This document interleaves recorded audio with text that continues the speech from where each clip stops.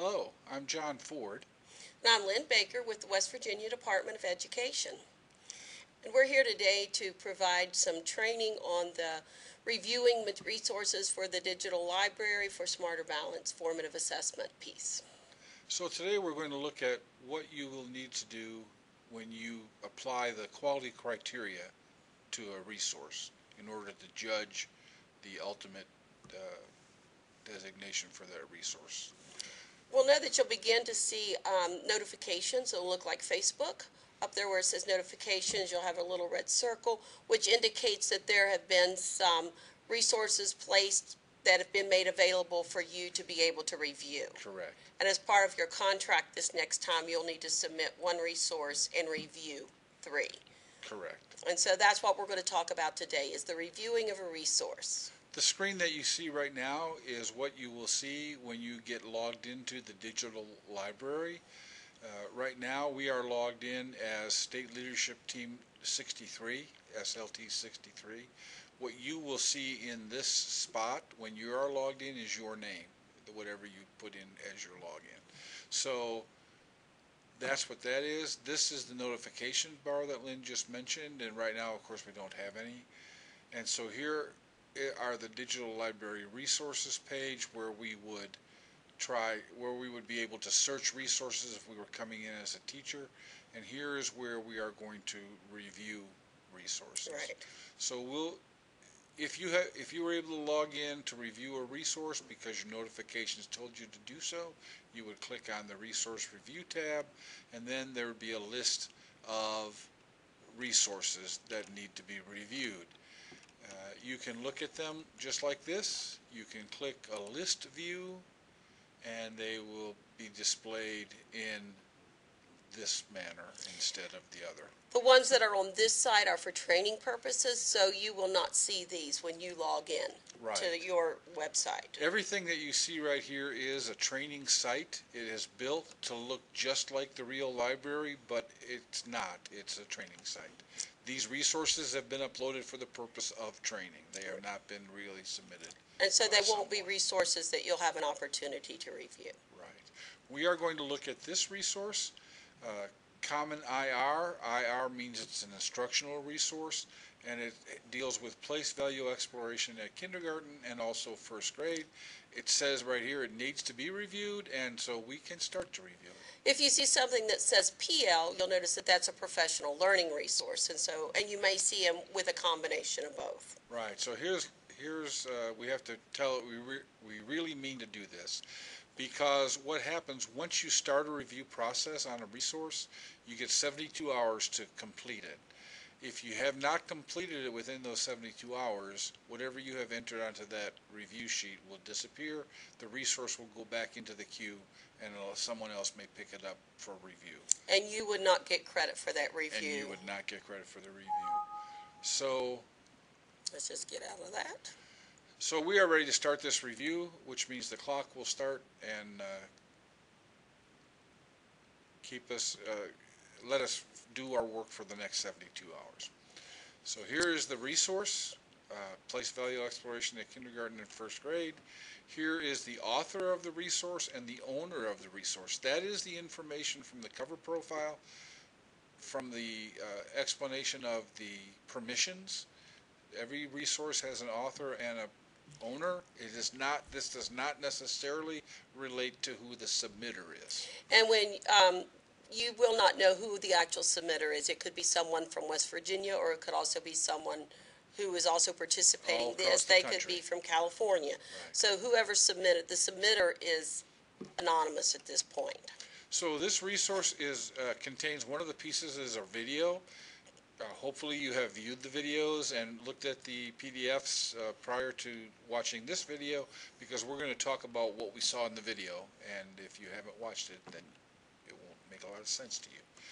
But this is where you find the materials that are uploaded as this resource, and if we click on this button, View All Materials, it will list the different materials that comprise this resource. And before you start your review, one of the things you'll want to do is to review all of the resources that are provided, because you're actually reviewing the entire resource as a package, not as individual components of So that as package. we answer questions and make rating decisions about the resource, we are not rating this video and then rating this video and then rating this PDF.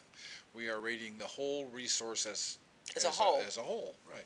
As it's described within the cover profile, and so it's a good thing to look at that part first. Correct. Now you were able to look at these links to this video and this PDF through Schoology, and they were just linked, but when you are logged into the library and you see the video here, you would click the play button to play the video in this little piece of the screen, or you can, whatever resource is being shown here, if you click download, it will download the file to your computer. It's a print form. You may choose to print it. Right, so here's the place value lesson plan.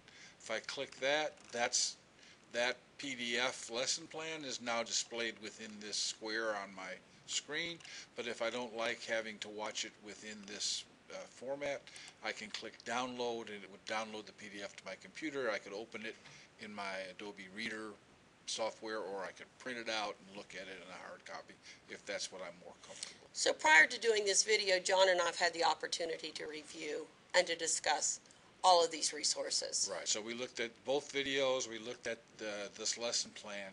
The other material that's listed here is the clearance form, which is nice to know that we have the copyright clearance, but it really doesn't help us decide whether or not this is quality criteria. Because that was part of the gatekeeping criteria, which has already been completed at this point. Right. Now, it is important as we go through the gatekeeping criteria to be able to see this piece. So. We went through the gatekeeping criteria in the first set of trainings that we provided for you.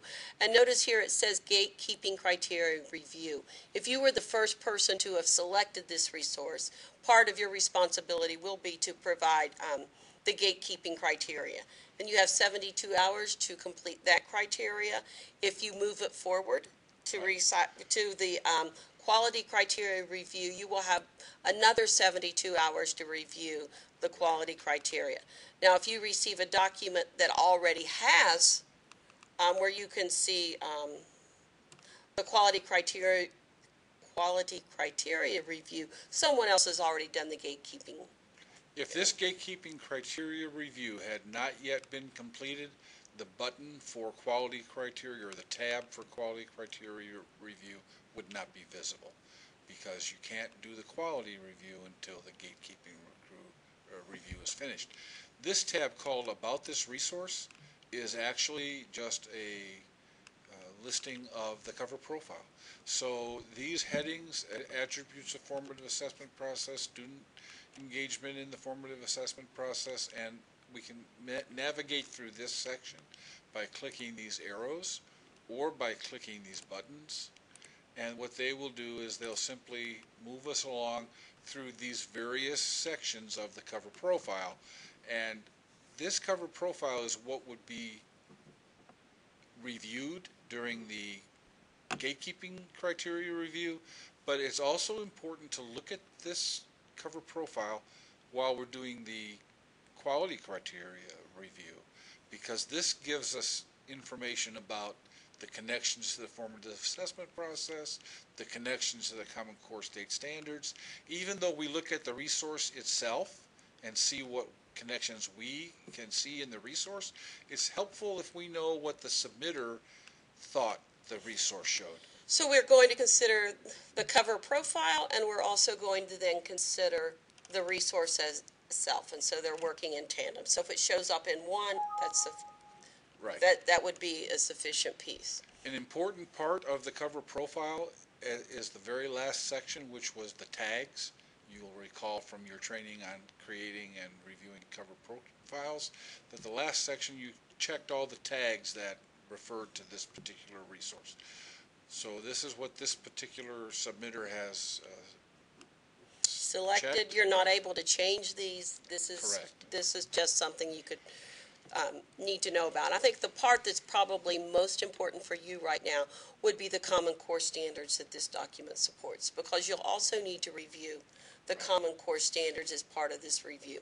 Not so much review them, but be able to be aware of which ones they are to see if the standards really do what they say. One of the quality criteria is to make a judgment as to how closely this resource addresses the standards that it says it will address.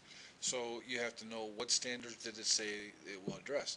Well, this particular resource, the submitter says it addresses the standard kindergarten.a.1.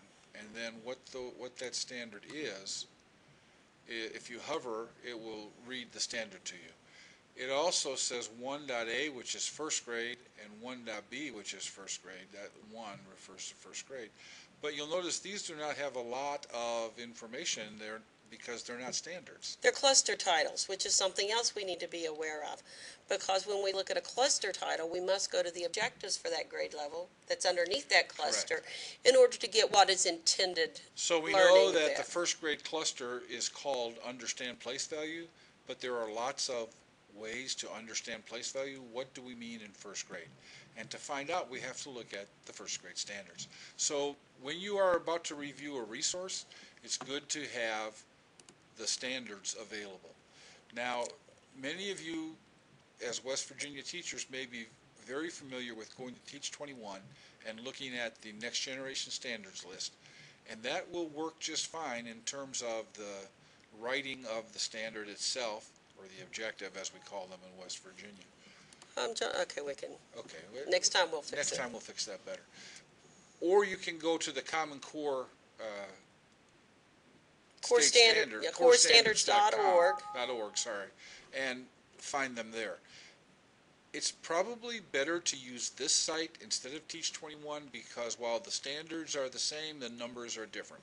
And you will find that as people submit resources, they will be numbered according to the Common Core system, not according to West Virginia's system. And mathematics, it's a little easier to make that transition. English language arts, it's a little more, takes a little more time consuming. And we should say mathematics K through 8 is pretty much similar, but mathematics high school is. So you may want to look at the standards here. So to find the mathematics standards, we simply click on mathematics standards, and then we know there was a kindergarten standard, and if we click kindergarten, and we know that it was numbers and operations in base 10, and here's the standard, and that's the very standard that we saw when we hovered on the one that was listed, the K.A.1. The first grade, we know we didn't have standards listed, we just had the clusters. They are clusters from operations in base 10, and one of the clusters was extend the counting sequence. That's all the information that the cover profile gave us, but in first grade, extend the counting sequence means this, means count to 120, which is being extended from kindergarten where we learned to count to 100. Not what you would want it to mean. Yeah, not necessarily. They were working with counting, so we picked that cluster. Right, we need to make sure, and this is true in all subjects, if you only have a cluster title, you need to look at the objectives below it in order to get the intended learning for that grade level. And the other cluster title about understanding place value really means these three specific things in terms of first grade, and so that's important to know. One other thing that might be interesting to know, and I think it's probably in counting cardinality, and that is where we learn to decompose a 10. I think it was in operations and algebraic thinking. It might be operations and algebraic thinking. Oh, let's see. Yes, okay. For any numbers from 1 to 9, find the number that makes 10 when added to that number. So you'll see why this becomes important as we move through. If you remember from the video where they were doing the cover-up activity, this is what they were working on. But they were in a first grade class. They were in a first grade class, and this is a kindergarten objective. So that will come into play. Okay, let's say, let's just put keep current and don't show me this message again. Okay, we'll see if that works. So that'll be important to our thinking as we go through the review. Okay, can we start the review yet? Yeah, so we were in the cover profile to show us what the objectives were. It's the gatekeeping criteria. I only click here to show you that we have gone through this and clicked yes on everything and put in a fake comment. Anytime that you're doing these, realize that the comments will go back to the submitter. So we want to be descriptive. We want to provide feedback that can make it better. Right. Just realize that your comments will be going back. So you want to choose your words to convey the meaning that you want to choose. Right, and we have clicked yes, it meets the gatekeeping criterion, only because this training is to look at what happens when we do the quality criteria review, and you can't do the quality criteria review until someone has checked yes, it meets the gatekeeping. There will be 3 people doing the gatekeeping criteria, so it will be you and 3 people are doing the quality That's it. criteria. And so if you say, oh, I don't want to be the only one making this decision, it will be your review along with 2 other reviews. And then if there is some discrepancy between the reviews, it will actually go to a state Correct. leadership team member to resolve it. Your job really is just look at this resource in its entirety, all the pieces that were uploaded along with the cover profile. Provide feedback. Make a judgment as to how well or poorly it aligns to the criterion, and then provide the feedback and click a decision at the end. Okay. So the first area that you're going to look at is aligns with the intent of the Common Core state standards. And we have one description there, but we click read more. We see a couple others there that will give us some feedback, or not some feedback, but some guidance as to what we're looking for. Right. And we want to read these bullets to get a feeling about what it is we mean by aligns with the intent of the Common Core state standards. That's analogous to, here's a cluster title, here are some objectives. We don't want to focus on the objectives. We want to focus on the cluster, but what that cluster means is defined by the objectives and standards. Similarly, in these criteria, here's the criterion. Here are some bulleted statements For you to consider what it might mean for this, but we aren't looking at any one of these. We are looking at them in total. And some may apply to a resource and some may not apply to a resource. Right. So if it doesn't apply to a resource, you don't have to Correct. reflect. You can still reflect it as being a quality resource. So the first one that jumps out at me here is that it talks about depth of knowledge. Well, with kindergarten, we don't have the document that provides depth of knowledge. It's so not that just a question of depth of knowledge, but it wants to make sure that the resource addresses the content standard at the same depth of knowledge that the specifications document says it should be addressed. Since we don't have that document, we would not consider that document for that resource. We'll show you a little bit later where we can find that information if we were doing a third grade or higher resource. So, John, as we looked at this one with the Common Core state standards, I think there's some problems with it. Right. It's kind of disconnected. We have a first grade class that's doing some really great engaging tasks. With kindergarten objectives. With kindergarten objectives. We have a kindergarten lesson plan. That doesn't connect to the video at all. Correct.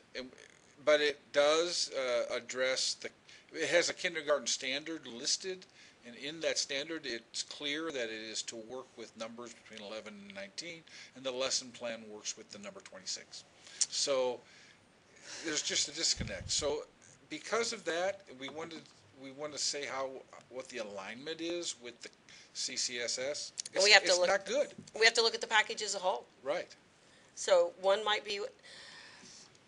So what you'll have to do is choose a number 1 to 5 with a radio 5 button. being like, right. what is 5? Exemplary evidence. Right. As you click the numbers, it will tell you what that number means, and we're talking about evidence that supports this statement, aligns with the intent of the Common Core. John, I don't think we can rate this one very high. Best I can think of is a 2. There's some minimal evidence. That is, I think, and most of that occurs in the kindergarten lesson plan.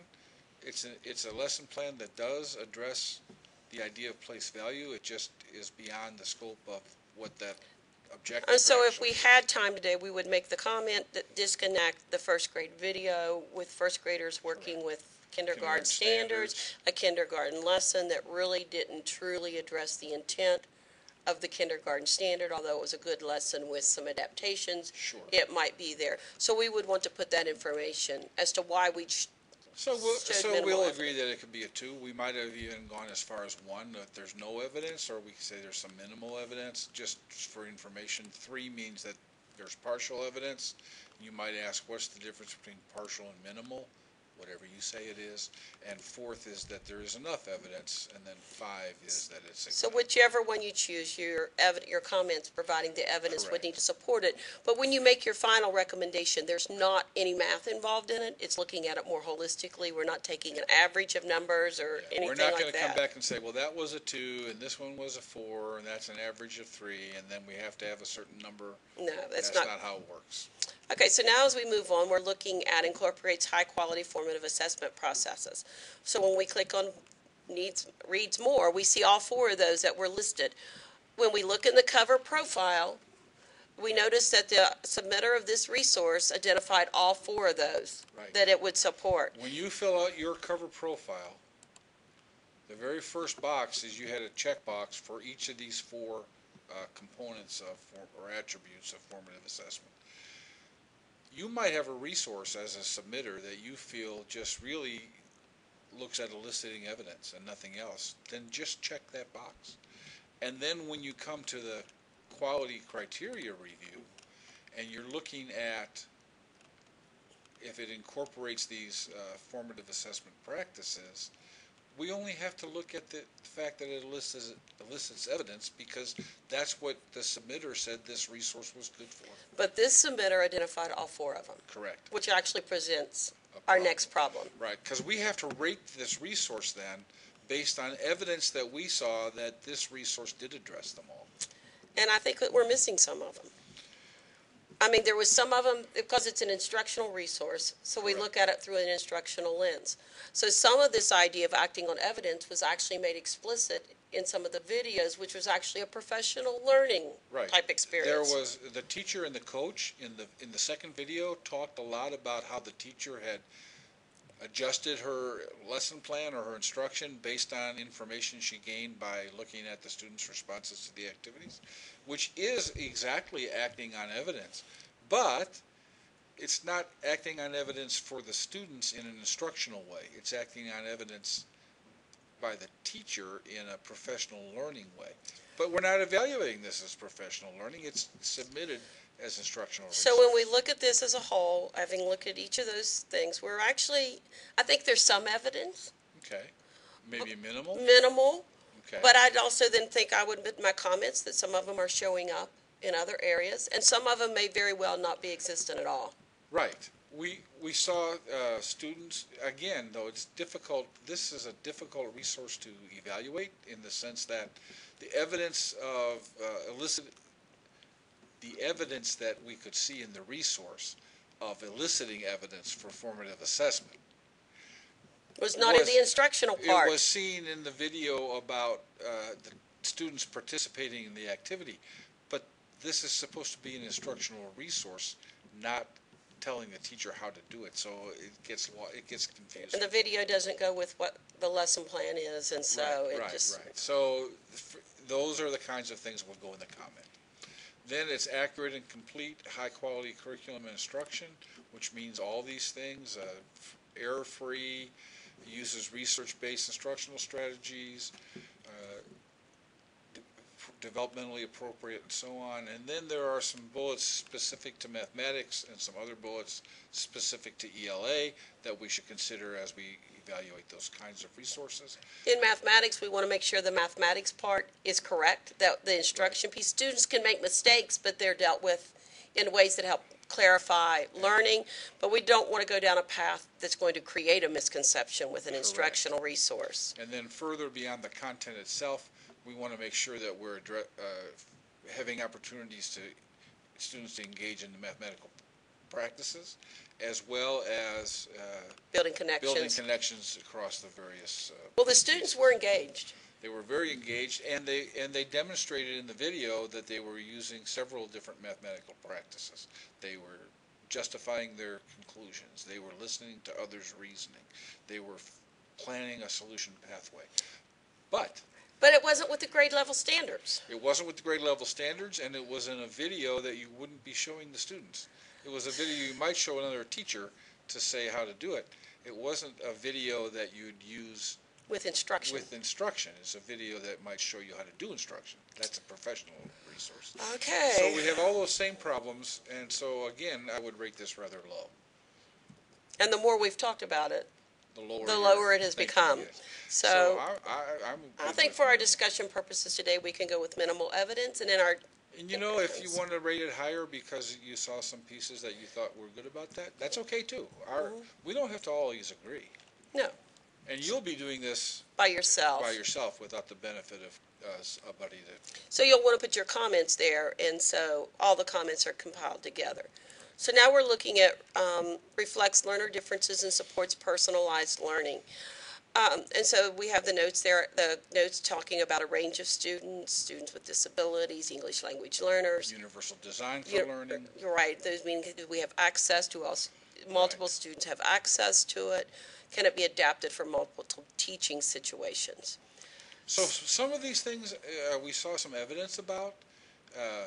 The teacher we did gave see some multiple representation, I think. And teacher was giving some kids more cubes. Right. To use for those there. She thought they had gone beyond the depth of what they were working So on. there were some elements there, but then there's not as many elements there. Right. It didn't really address how you might modify or make it accessible to the kinds of things mentioned here. What about a student who is deaf? What about a student who is visually impaired? What Motor about disorders. A student who has motor disorder? What about the English language learner? What about culturally diverse students and so on and so forth? What about the gifted student? But this isn't always a deal breaker, but it Correct. needs to be something we can consider, and especially... But we need to keep all these things, not specifically that one or that one, but this whole whole idea idea of this student diversity and making it accessible. Some of it was implied, John. Sure. But it wasn't necessarily explicit within the cover profile nor within the documentation that we So have. I cannot say that there was exemplary evidence that this kinds of thing existed. On the other hand, I think there was more than no evidence. So I would be somewhere probably between 2 or 3. I don't even think it was really adequate. I think maybe partial. Okay. I'm good with that. You good with that And one? again, in our comments, we would maybe list some of the things that it did address, like, for example, when they were deconstructing 34, she accepted all different ways of deconstructing 34, but there really wasn't anything about making access for the student with And if you were disability. providing feedback, you might look for opportunities to show it could have been done here if it had been explicitly stated. Sure. And that would be feedback for a person if they were going to revise this. But again, you don't have to fix this. You don't have to say what to fix it. You just have to say it falls down here because it doesn't have these things. And then utility, engagement, and user friendliness. And here's the two bullets that help us understand that. It has to be stimulating, challenging content, self-explanatory, and easy to use for teachers and students. Well, once again, my challenge comes back. We have a mixed resource that's been identified for instructional purposes. So if a teacher was using this on their own, would they think that she need to show the video to the class? Right. Or is that for my purposes? Or the lesson itself, nowhere did it talk about you need to adapt the lesson by changing the numbers with a focus on this. Right. I'm not sure a teacher who would just watch this resource and look at the lesson plan, is it going to be easy to use, or is it going to muddy the water more? It's hard to say, again, because I think that the intent as characterized by the cover profile of the submitter doesn't match what I see as what the resource provides. And the students were Certainly engaged. there were students were engaged, and it was Engaged in what, again? Right, they were well engaged in the wrong grade level content. But so what do I want to say? It was engaging, but it wasn't engaging in the way That it needed. as an instructional resource. It was engaging, I'm not sure what way. So again, I would rate this low, 2 or 1 or something, and my comments would explain why that is. And remember, you have 300 characters, so you need to make them count. Right.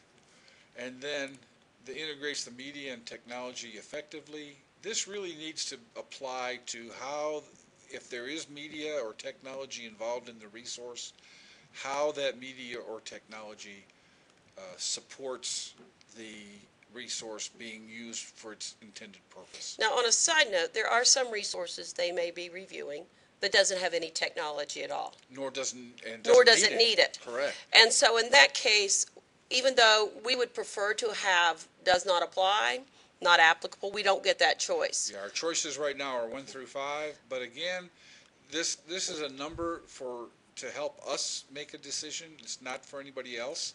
So if I click no evidence, but I stayed in my does not require technology. Technology is not included, but it's also not needed. Then I know that even though that says 1, it says 1 because it doesn't apply. Now, with this piece of work here, it keeps getting changed the more you think about it. It has technology. Right. The technology seems to be a little bit misplaced because it's for professional learning and not for instructional purposes. Right. And it's disconnected to the other documentations that we have. Right. So for all those reasons, we could explain in our comments why we rate this low. And I don't care if you rate it 1 or 2 or even whatever number you like. I would struggle with a 4 or a 5 because of what we said. But if you can make comments here that support why you think it's a 5, that's your business. You're the rater. And if technology is not needed, it doesn't have to impact your decision. Correct. You can make your decision here on these recommended options. Even if that's a 1, if you have said it's a 1 because it doesn't apply here, then that shouldn't affect your decision done here. Okay, so John, we've got to make a decision on this one. Right, and I would say I do not recommend this. And I would agree with you because the other one that I would have considered would have been recommend with revisions. Okay. But the challenge I see with that is there's too many revisions. It's not just a revision. Could you split it into 2 separate resources, one being instructional, one being professional learning? You might take the lesson plan and make it a kindergarten instructional resource, change the number 26 to the number 17, and it's good to go. It's a great instructional resource for kindergarten. But I would take the videos and make them a professional learning resource. And then I would have to do a totally new cover profile reflecting that piece. And then I would also have to explain why I've got the first graders doing kindergarten work. So therefore, there's too many. I think I would just I would put do not recommend for the very reasons. But after I check that radio button, and by the way, if you check one and change your mind, you just check another one. It's okay. You can do that as many times as you want. Just make sure the last one you send is the one that you really want. Right. And then you have to type in here your rationale for making that recommendation. So we would type what Lynn said about how it was so extensive and different disparate parts. So now we have these green buttons at the bottom, and we have to make a choice there. Well, early on, if you'd canceled the review, you would have canceled it with that one. So that would have been early on after you said, I think I can do it, and you decided I've got I opened this resource to review it, and after I looked at the resource for a while, I decided I don't want to review it for whatever reason. It's outside my expertise. I thought the title made me think I could do it, but when I look at it, it's beyond my expertise, so I canceled. Things in my life came up, and I wasn't planning on. So we look at cancel the review. Right. If I'm halfway through, and I need to go do something else, you know, I've got an hour to spend on it, 45 minutes to spend on it. I get through part of it. I don't get it finished. Then I can just save and close. And it'll be there when I come back next time. When I come back, then it'll be available for me to pick up again, and I can come right back in and continue on. I can do that as many times as I want within the 72 hours. And before the 72 hours expires, I need to click the complete review button. When I do that, when I'm doing the quality criteria review, it then takes that out. I can no longer access that resource. And your responsibility with that resource is complete. Correct. And you would then have credit for completing a review. Right, in terms of what you get paid for. Yes.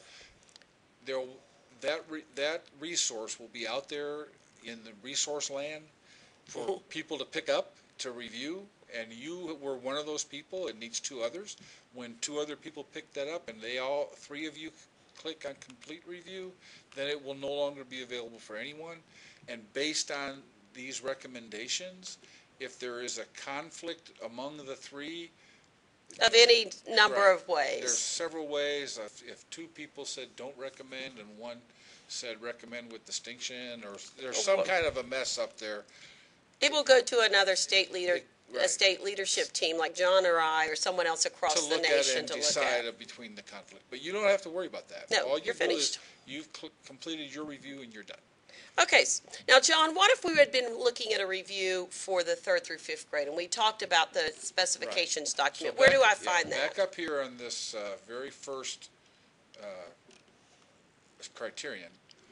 One of the things it talked about was making sure that our resource matches the depth of knowledge that the assessment says it's going to use. So to get that, we need to go to the Smarter Balanced website. Smarterbalanced.org, where many of you have looked at the practice test or the field Correct. test. Correct. So there's all kinds of information on that. And the information we want is found under Smarter Balanced Assessments.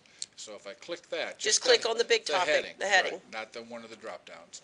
And then scroll down the page, I will find that there are such a thing as content specifications, both for English language arts and for mathematics. And so let's click on the math one for Click today. on the math one, and I already have, and here it is right here.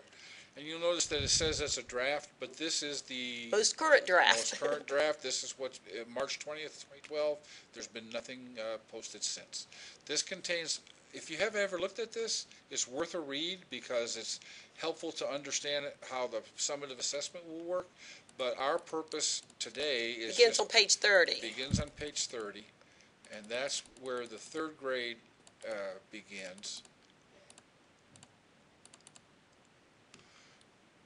With the summative assessment piece, this is Claim 1. claim 1, and claim 1 means that students can, they know the content. They can apply the concepts and they can do the procedures. So let's look at the first learning target there. Represent and solve problems involving multiplication and division. Notice there's a couple objectives been tied to that learning Right, target. so it says grade 3 Operation Operation Algebraic Thinking number 3, grade 3 Operations in Algebraic Thinking number 1 and 2, and those are there. This is the words that describe those, and that's where they come from. Notice that learning target itself, the questions will be written to a DOK of 1, or questions will be written to a DOK of 2. Correct. So if your resource addresses this at a DOK of 1 or 2, it's good to go. But if you're looking at this next one here, it's a DOK of 1, we probably don't want a resource that has a DOK of 3. Correct. Now, Exactly. if I would have a DOK of, say, 2, and maybe the part that I'm looking at is really building up to that. So there could be some questions that might... And again, this is not a meets this criteria or doesn't meet this It's criteria. additional information for you to consider. Additional information for me to consider as I am here trying to decide from 1 to 5 how well does my resource do this. That's just one piece of what this resource does, and how far off that is will help me decide where this goes. But I'm not rating just that. I'm rating this entire whole thing. piece. Right. So the links to these documents that we've talked about, we will place them on the Schoology site. Sure. So that you'll have access to them. They're public domain. They're in the public domain. It's nothing secret. Feel free to share it. And they're for you to use as you complete this quality criteria review. Now, what we spent time with you today is kind of walking you through this. We've, taken time to look at the resources prior to this. Once again, remember, you're not fixing it. You're simply reviewing it and providing descriptive feedback along the way. Correct. So I'm going to click Save and Close. Okay, because so that we've been working on this, but we haven't come to a final decision yet. And so once we do that, it's closed. And John and I are here, as well as the other state leadership team members, here to ask questions. You can post on Schoology. We'll respond. You can email us if you prefer.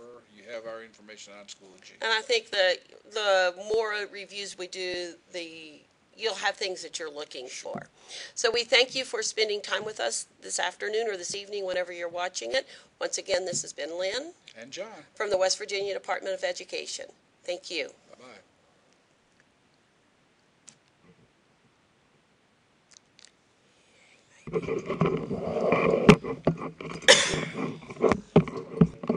No, it's not a small.